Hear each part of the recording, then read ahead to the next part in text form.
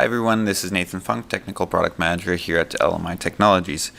The 4.6 firmware release simplifies the work of extracting and measuring geometric features in your scan results. Tools in previous firmware releases only ever produced scalar measurements. Now with the 4.6 release, tools can also output features, specifically points and lines. These features can then be taken as inputs into other tools to easily perform measurements between the features. Most tools now produce features. For example, the Surface Hole tool now produces a center point feature. I can show that here with the Surface Hole tool that I've already created. It's finding a hole here on the corner of the part. And I can look at the features here and see my center point feature being output. That can be used for measurements to, for example, measure the distance of the hole from an edge or some other feature. Another example of a tool that provides features as an output is the new Surface Edge tool. So I'm going to add one of those here. And I'm going to demonstrate measuring the step down from this component to the circuit board. So I'm going to drag my region here over this.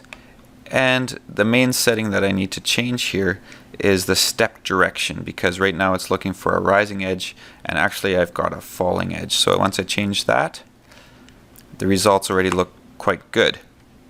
There's just a few more things that I need to tweak. I can first of all change the path spacing, for example, to 0.5 millimeters, just to show you exactly how it's finding these points. So for every path here, it finds one edge point. Then I can also adjust the maximum gap, which is the gap between the lower and the higher areas in the case of some occlusion. So I'm going to fill that in with 1 millimeter maximum. That just fills in all these null values so that they have the lower value from the step height, and that gives me a very accurate edge point for every one of these lines. And then the tool fits a line for all the points that it finds, and that line is output as a feature.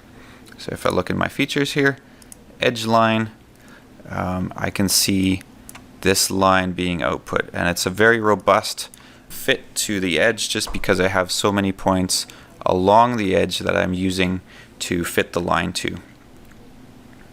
As you can see, the new Surface Edge tool gives you full control of finding different edges on your scan data. The line feature it finds can later be used to intersect with other lines or measure distances to other feature points.